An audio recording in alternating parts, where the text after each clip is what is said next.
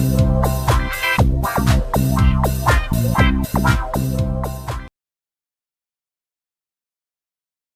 be more, I guess, maybe philosophical and reflective, and try to cast a possibility in a way in which we can move forward.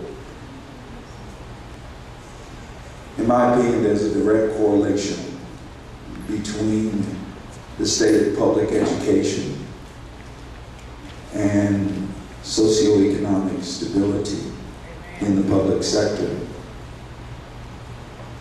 This can be seen with regard to the present state of the Kansas City, Missouri School District, which is in a state of what I would describe as being liminality, kind of an in-between, undefined, ambiguous place.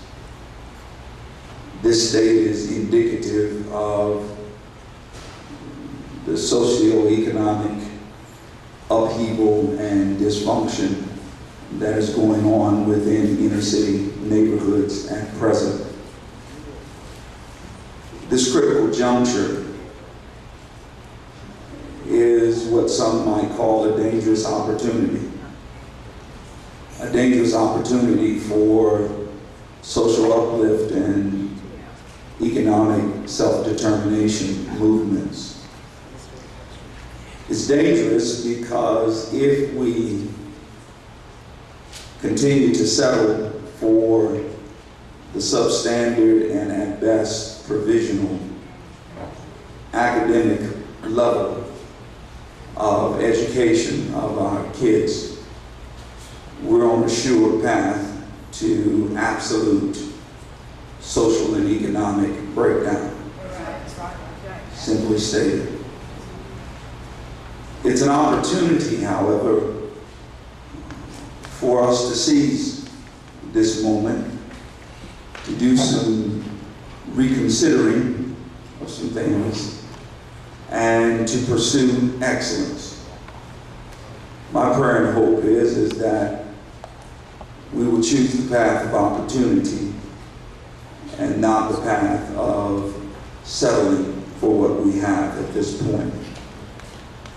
It says something that basically for many years now, the Kansas City, Missouri School District has either been unaccredited or only provisionally accredited. Which means that really we are not even mediocre at this point. We're just surviving. And that has serious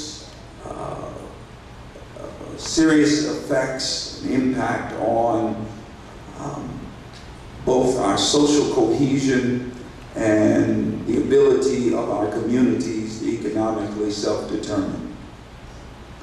And it's with that thought in mind that I would challenge us to seize this moment for pursuing academic excellence, that is, pursuing the full potential that public education can afford our children. And I would suggest that we do that by maybe reconsidering the people, the pedagogy, and the politics of the present Kansas City, Missouri School District. Where I speak about the people, I'm speaking about first and foremost the pupils. You know, I think that we say a whole lot, we do things, and we're concerned about the children, but I wonder whether or not we have seriously stepped back and considered the children that we are actually talking about, especially within the inner city. And I do not exempt and discard suburban areas, but my main focus is on the inner city schools, and that's just because of the fact these tend to be the schools that are the most challenged. The pupils that presently make up the Kansas City, Missouri School District, I'm not sure if we're really taking serious the fact that a significant number of them live their lives in concentrated poverty. That's not accidental, that correlation there. The impoverished conditions seriously impacts how education has to be delivered. But for whatever reason,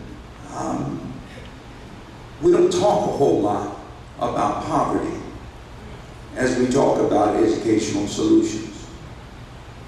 But that's a very real piece. And for those who are not living in poverty,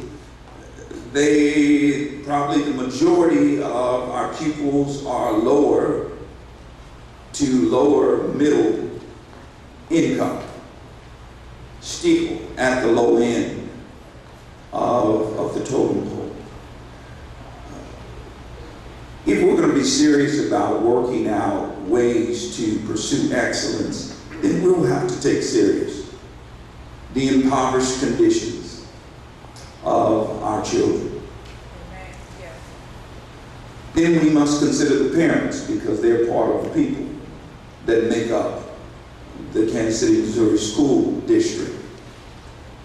And absolutely, while we have serious challenges with parenting within inner city areas, we cannot just write off our parents. In some kind of way, we're going to need institutions, especially like churches and so forth, that may have to serve as surrogate parents until parents are able to be what they need to be for our children, but we cannot write off the parents. Yeah. Right.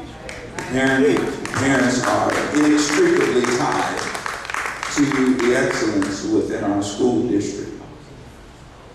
Not only are the people of the Kansas City, Missouri School District made up of the pupils and the parents, but also the professionals. The professionals, the teachers, the principals. And there needs to be support there. That is, and the encouragement for our professionals not to settle for just trying to survive day to day, but the only way that we can get them out of survival mode is that in some kind of way we have to put some foundation in place that does not keep them in the mode of just looking over their back, wondering whether or not I'm going to be able to maintain this, but more so a supportive framework that challenges them to progress beyond where they are at this point. Then finally, the people of the district makeup is that of the politicians. The politicians are very important, and we need politicians who truly represent the people of the district, starting first and foremost with our children. When I say representing, that is understanding or beginning to know something about what it means to live in impoverished areas and how that significantly impacts how education is delivered. So when we talk about the people that make up the Kansas City, Missouri School District, I would speak about pupils, parents, professionals, politicians. When we talk about the pedagogy, the kind of instruction, the delivery of education, we need a curriculum that is organic in the sense that it grows out of the area in which our children come from.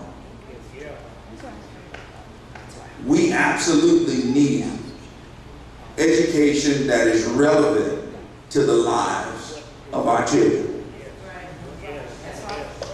There's no way that we can learn things within or teach things within the school without the critical question being answered at some point, the so what question.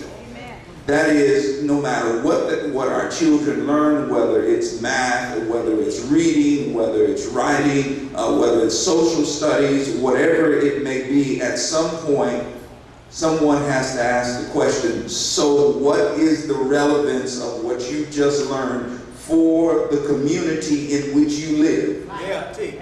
That's right. How can we begin to deal with problem solving that helps our children to ultimately build our communities which are suffering at this point? We must have an organic pedagogy. Not only must it be organic, but it must have academic integrity. That is, our kids must be able to compete. We can't continue to settle for substandard and provisional learning. I was very torn and still am torn with regards to what was happening with the Gordon Parks charter school piece, and I'm very ambivalent about it, because on the one hand, I mean, I'm for movements that try to care about the children within the area, but I'm torn on the other side, because if our schools are not performing up to standard, we can't keep giving these provisional passes. Because ultimately, it does not help our kids. That's right. That's right. It cripples our kids at the end of the day. That's right. We need a pedagogy that has academic integrity. Finally, with regards to pedagogy, our instructors need to be competent. Yes. They need to have the know-how, and not just competency to get in, but ongoing competency. There needs to be some push that our teachers, our instructors will even get better than they are. There must be not only competence, but there must be a commitment to the educational process for our kids, and there must be a compassion here. Maybe that is the pastoral part of where I am, but this whole notion of compassion is about being moved to do something. That's right. In the Greek, the term for compassion has to do with being moved from the bowels, literally, that which is deep within. And I know it's not the best example, but it will get the point over. That is, when your bowels move, how many of you know that some action has to be taken? I mean, you can't just sit around and turn away. When bowels move, you have to do something about it. Unfortunately, I don't think we have gotten to the point that we feel we have to do something. I'm not sure if we've been moved to that point. The final point is that not only do we need the people, the pedagogy, but we need the politics to be right. And some kind of way, I'm not a big politician, don't know a whole lot about government, but something needs to be done at this point with regard to having true representation. I don't know if it is about going back to where every neighborhood is represented within Kansas City, Missouri School District, but some kind of way our neighborhoods have to be represented better than they are at this point. My prayer and hope is that we will look at politics as a way of serving the people and the pedagogy, instead of continuing to deal with political issues in which the people and the pedagogy have to serve. God bless.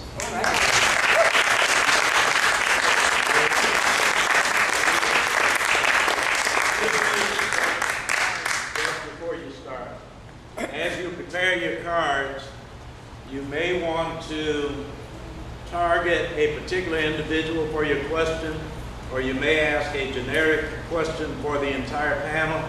So either is fine. If you don't have on your card a particular name, I will assume that it's for the entire panel.